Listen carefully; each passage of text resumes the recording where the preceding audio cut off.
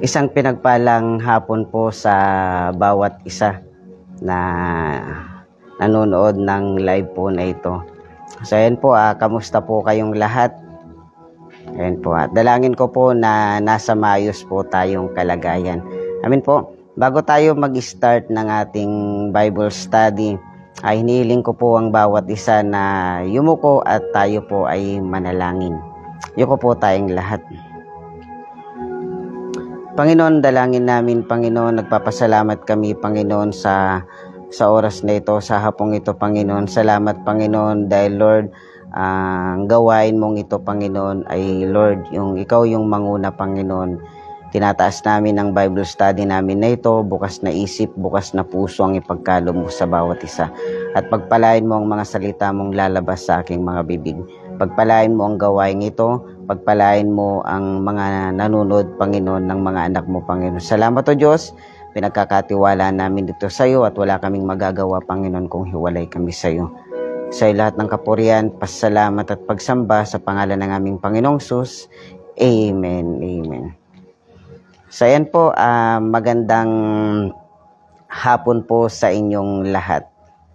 Pakikamusta nyo nga po yung katabi po ninyo. At kung wala po kayong katabi, yung sarili nyo na lang ang kamustahin. Amen po. So ayan po, andito muli tayo sa ating daily Bible study sa Rema Pills. Kahapon po ay napasimulan po ni Pastora Sheila yung ating bagong topic. At napakaganda po ng topic po natin ngayon. At dalangin ko po na i-ready natin yung heart natin sa bawat Bible study po natin. Amin po. At i-ready natin yung heart natin sa mga bagay na sasabihin po ng Panginoong Sus. Amin po. Baka sa katanungan natin dito sa Bible study makukuha yung kasagutan. Amin po. Ang title po ng pinag-aaralan po natin, ang sabi po niya, 3 doors the devil uses to enter your home. Kahapon po ang tinuro po ni Pastora Sheila yung the door of unforgiveness. Alam niyo po, sa isang tahanang walang pagpapatawad, syempre walang pagmamahal po doon. At doon sa isang tahanang walang unforgiveness, mahirap dumaloy yung pagpapala. At walang kapayapaan sa tahanan. Amin po. Simple lang pero yung impact nito sa buhay natin napakalaki. Kaya nitong sirain yung buhay natin. Kaya nitong pababain yung faith natin at kaya nitong hindi makita yung mga bagay na kayang gawin ng Diyos sa buhay natin. Kaya tinuturuan tayo dito na kailangan maging mapagpatawad, lalong-lalo na doon sa tahanan. Kasi bilang mga Kristiyano, dapat andun yung heart natin na pag nakagawa ng mali yung kapwa natin o yung kapatid natin, dapat marunong tayong patawarin. Amin po, marunong tayong mahalin. Kumbaga, kakalimutan natin yung mga bagay na ginawa niya. Amin po, masakit man pero kailangan natin ito eh. Kasi bakit? Tayo kasi ang gagawa ng paraan para yung pagpapala at para yung kapayapaan dun sa tahanan natin o sa buhay natin ay maging maayos at tuloy-tuloy yung pagpapala. Amin po. At kumbaga yung unforgiveness, ito yung isang bagay na hindi kayang sagutin ng Diyos yung panalangin. Alam niyo po, sabi ng Biblia, paglalapit ka sa Diyos at pag naalala mong mayroong kang kagalit, iwan mo muna yung handog at makipagbati ka sa kakalalapit. Kasi ayaw ng Panginoong Sus na paglalapit tayo sa Kanya, meron tayo dun sa heart na hindi natin kayang patawarin or meron dun sa heart na kumbaga kasalanan. Kaya mas maganda na paglalapit tayo sa Panginoong Sus malinis. At yun ang gusto ng Panginoong Sus. Kasi dahil sa mga kasalanan, nagiging bingi ang Panginoong Sus. Kumbaga, tayo kasi ang gagawa ng paraan para yung gawa ng kaaway ay hindi manaig sa buhay natin at hindi manaig sa tahanan natin. Di ba minsan, kumbaga, pag minsan mararamdaman natin tayong mga Kristiyano, tayong mga mananampalataya, na pagpapasok ka doon sa isang tahanan, bakit ganito ang bigat? Bakit parang walang pagmamahal, walang kapayapaan, parang walang peace? Kasi bakit doon sa tahanan, walang unforgiveness, hindi lang walang forgiveness, kundi walang, kumbaga, walang pagkakaisa, walang pagmamahalan. Pero paglalayo ka na doon sa tahanan na yun, sa isang tahanan, parang mararamdaman mo parang wala na yung bigat. Kasi bakit? Kumbaga, pag andun ka kasi, nakakulong ka kasi doon sa isang tahanang walang pagpapatawad, walang pagmamahal, ang bigat ng pakiramdam. Amen po. Mararamdaman natin na minsan pag papasok ka sa isang tahanan, bakit ganito yung ambience, ang bigat? Na parang kumbaga walang joy, parang ganyan. Amin po, lahat tayo mararamdaman natin. Kumbaga walang joy, bakit ganito? Pero pag lalayo ka naman doon sa tahanan, may masaya naman Amin po. Kaya nga, kung doon sa isang tahanang walang salita ng Diyos, doon sa isang tahanang wala si Kristo, wala doon yung pagpapala at wala doon yung kapayapaan. Amin po. Kaya mag-iingat tayo kung ano yung mga bagay na tinatanggap natin sa buhay natin at pinapapasok natin. Kasi bakit? Yun yung magiging, yun yung magi-start kung paano tayo, kumbaga, mamuhay ng maging mapayapa at paano tayo mamuhay ng maayos. At kung paano tayo mamuhay na pinagpapala ng Panginoong Sus. Kaya mag-iingat tayo kung ano yung mga bagay na tinatanggap natin, pinapapasok natin sa buhay natin, at higit sa lahat sa tahanan natin. Amen po. Kaya sa atin, alam nyo po, kung ano ba yun, kung tayo pa lang yung naging Kristiyano doon sa tahanan natin, at hindi pa Kristiyano yung buong sambahayan, mahirap. Kasi bakit? Kumbaga, ang maririnig mo ay puros mga negative, ang mga maririnig mo ay hindi magagandang bagay. Kung tayo bilang mga Kristiyano at tayo pa lang ang nakakakilala sa tahanan natin, tayo ang magi-start na baguhin ang sitwasyon dun sa tahanan at sa buhay natin. Amen po. Tayo yung magi-start na kumbaga i-rebuke, palayasin yung mga bagay doon sa kung ano yung nagpapabigat doon sa tahanan. Amin po. Alam niyo po, kung ang isang tahanang punong-puno ng pagmamahal, punong-puno ng pagkakaisa, punong-puno ng pagpapatawaran, at punong-puno ng pagpupuri kay Lord, alam niyo, pagpasok mo doon, ang gaan ng tahanang ito, ang gaan ng pakiramdam, at ang gaan ng daloy ng pagpapala. Amin po. Kaya sa atin, ulitin ko, bilang tayong mga Kristiyano, kung ano yung pinapapasok natin, yun ang magi-start. Kumbaga, parang yun ang magi-start na sa buhay natin. Kung ano yung pinapapasok po natin. Amin po. Kaya kung ang tahanan ay punong-puno ng unforgiveness at punong-puno ng puro sermon, negative, hindi sasamahan ng Panginoong Sus. Amin po. At ulitin ko po, ito yung unforgiveness, ito yung kasalanan kay Lord. At ang forgiveness, kaya nitong wasakin yung relasyon natin sa Panginoong Sus. At kaya niyang sirain, wasakin yung buhay natin. Amin po. Kaya sa atin, maganda na, kumbaga, ang hirap, alam niyo po, ang hirap doon sa isang tahanan na kakain kayo, hindi nag-uusap, papasok ka sa isang tahanan na walang kibuan, kumbaga, matatapos ng isang araw ng walang salitaan, walang kibuan, pangit. Amin po.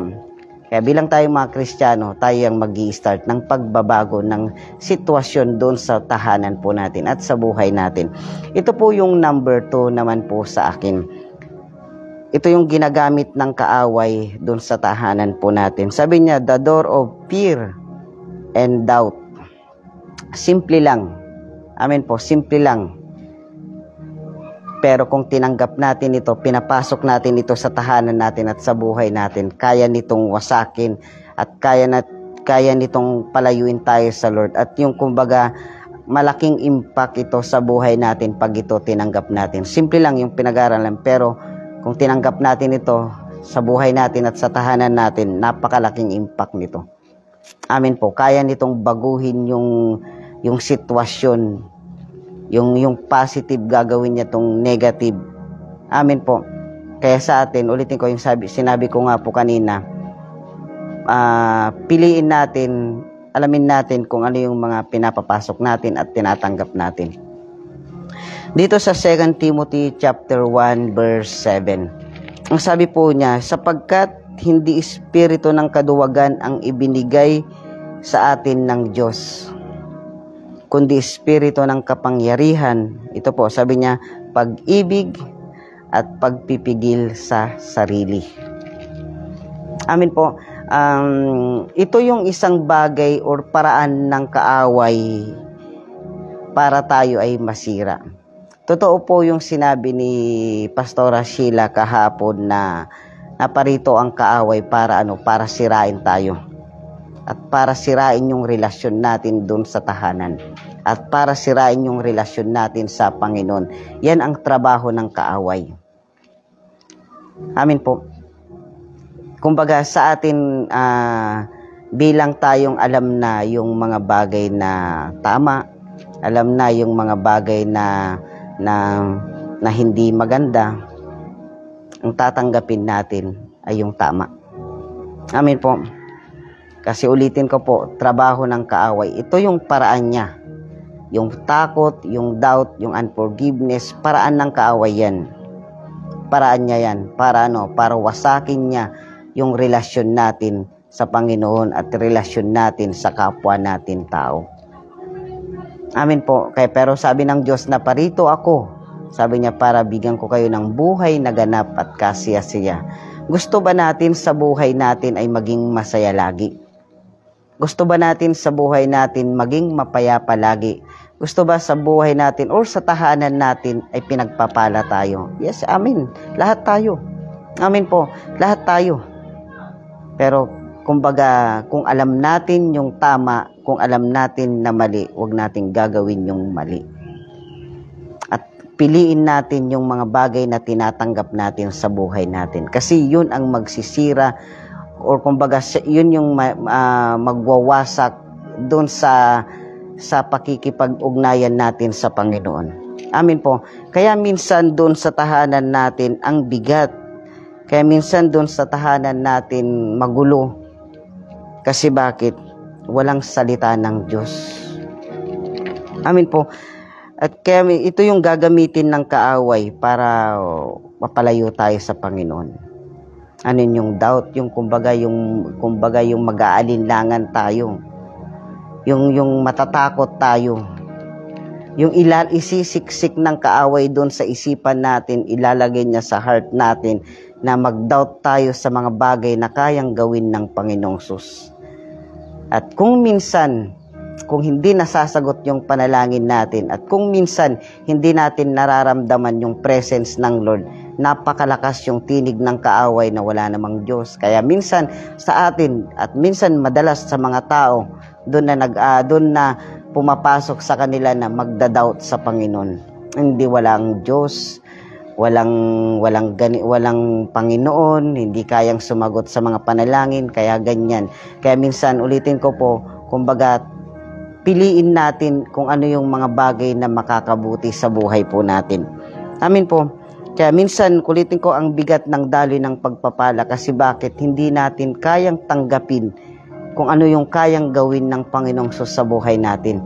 Kaya minsan yung mga tao nagda-doubt, nag-aalinlangan na lang. Kumbaga pag nag-pray, sasagutin ba kaya ako ng Panginoon? Minsan ganun na lang yung isipan nila. Pag nanalangin, hindi 100% na sasagutin ba ako ng Lord? Kaya pag nanalangin tayo, dapat tanggalin natin yung pagdududa na pag lumapit tayo sa Lord, dapat sabihin natin, kaya niyang sagutin yan.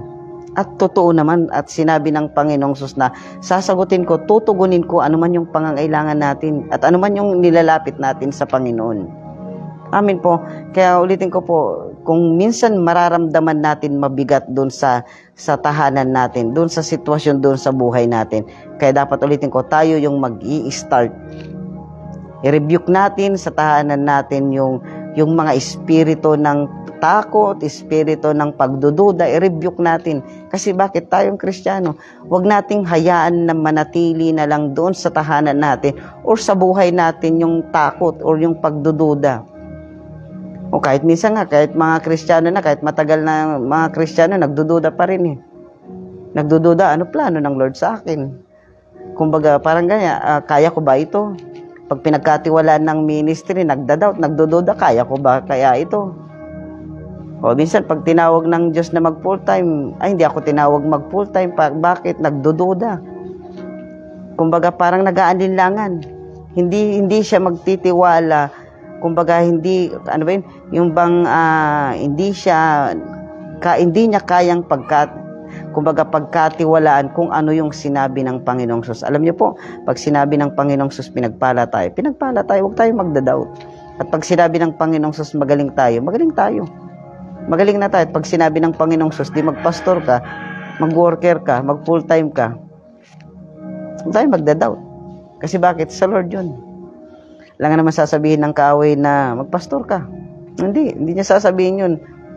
Sasabihin ng kaaway, mag-alinlangan ka dyan sa sinabi ng Panginoon. Kasi bakit hindi totoo yan? Sasabihin ng kaaway. Pero ang sasabihin ng Diyos, pag narinig mo yung tinig ng Diyos doon sa heart natin na pag sinabing magpastor ka, mag-full-time ka, tanggapin natin. Kasi bakit? Kasi pag tinanggap natin yung bagay na yun, makikita natin yung kayang gawin ng Diyos sa buhay natin. At pag sumunod tayo sa Panginoong Sus, dun sa tahanan natin, magkakaroon ng kapayapaan, magkakaroon ng kasaganahan, magkakaroon ng pagmamahalan, magkakaroon ng pagpapatawaran, at higit sa lahat yung pagpapala ay patuloy na dadaloy. Minsan, di ba, kumbaga pag nasusunod natin si Lord, or yung bang pag nagagawa natin yung mga bagay na sinasabi ng Panginoong Sus, ang bilis ng pagpapala. Amin po. Pero pag nag-aalilangan tayo, pag hindi tayo sumusunod, walang pagpapala. Amin po. Bakit minsan isipin na bakit ganito ang buhay? Ang hirap ng pagpapala. Bakit ganito ang, kumbaga, ang hirap ng daloy ng blessing, ang bigat ng pakiramdam mo? Kasi bakit nagdududa doon sa kayang gawin ng Diyos? Advice po sa bawat isa, kung tinatawag tayo na maglingkod sa Kanya, huwag tayong mag-alinlangan doon sa heart natin. Sumunod tayo kasi bakit? Ang Diyos ang gagawa ng paraan sa lahat ng bagay sa buhay natin at higit sa lahat doon sa tahanan natin. Ulitin ko po, kung gusto nating pagpalain sa buhay, sa pamilya natin at tayo po, sumunod lang tayo. Amin po. Wag nating papapasukin sa buhay natin yung pangalawang pinag-aaralan natin, yung doubt at yung pag-aanilangan at yung takot. Kasi ulitin ko po, ito yung simple lang, pero ito yung bagay mabilis pag tinanggap natin, mabilis na makapagpalayo sa Kanya, sa Panginoon. Kaya nga may mga Kristiyanong lumalayo kasi bakit? Pag hindi nasagot, nag-aanilangan na sila, walang Diyos. Hindi niya kayang sagutin yung panalangin ko. Amin po. Huwag nating i-welcome. Huwag nating i-welcome yung fear, yung doubt. Huwag nating i-welcome sa buhay natin. Di ba sabi niya sa binasa natin, sapagkat hindi espiritu ng kaduwagan ang ibinigay ko. Napakaganda ng advice ng Diyos. Sabi niya, hindi espiritu ng kaduwagan ang ibinigay sa atin ng Diyos, kundi espiritu ng kapangyarihan, pag-ibig, at pagpipigil sa sarili. Hindi ba napakaganda ng sinabi ng Panginoong Sus? Amin po, napakaganda na yung advice ng Panginoong Sus sa atin. Amin po. Kaya, kumbaga sa atin, i-rebuke natin pag doon sa tahanan natin, yung kasama natin doon sa tahanan, hindi man doon sa tahanan, rebuke natin. Rebuke natin yung takot, rebuke natin yung pag-aanilangan. Huwag nating tatanggapin. Kasi alam niyo po, kung ang kadikit natin ay walang faith, magiging ganin tayo. Kasi kung ang kadikit ng matalino ay matalino din. Amin po. Kaya sa atin advice ko po, piliin natin yung didikitan natin. Kasi kung didikit tayo doon sa puros negative na lang, magiging ang buhay natin ay negative na lang din. Kasi alam niyo po, kumbaga, yun ay magiging tayo. Pero kung didikit tayo doon sa puros positive, malakas ang pananampalataya, magiging ganun tayo. Amen po. Kaya sa atin po bilang tayong mga Kristiyano, kailangan piliin natin, kumbaga tingnan natin kung ano yung mga bagay na ipinapapasok natin. Alam niyo, kung ulitin ko po, kung negative yung doon sa tahanan, yung kasama mo sa tahanan, rebuke mo. Amen po, rebukein natin kasi bakit? Hindi makakatulong. Rebuke mo yung espiritu ng negative. Amin po. Di ba minsan kung siguro mararanasan natin ito. Minsan pagbangon mo doon sa isang tahanan, kung pagbangon mo sa bahay, pagbangon mo ng umaga, tapos marinig mo yung magulang mo or ganito ay nagbubunganga, puros negative. Wala namang kapayapaan doon eh. Pati rin ikaw madadamay na bakit ang bigat. Kumbaga i-start mo yung araw na yan na hindi magiging masaya. Kasi bakit? Nasimulan ng hindi masaya eh. Negative na lang ng negative ang sinasalita. Kaya pag nagsalita yung kapatid mo ng negative, yung kapwa mo mananampalataya ng negative, yung magulang mo ng negative, tayo mag-start i-rebuke mo. Kasi bakit? Kung kumbaga hindi dadaloy yung pagpapala sa tahanang punong-puno ng doubt at punong-puno ng pag-aalinlangan at punong-puno ng negative sa buhay. Amin po. Kaya start natin sa buhay natin or sa tahanan natin. Punuin natin ng Word of God yung tahanan natin.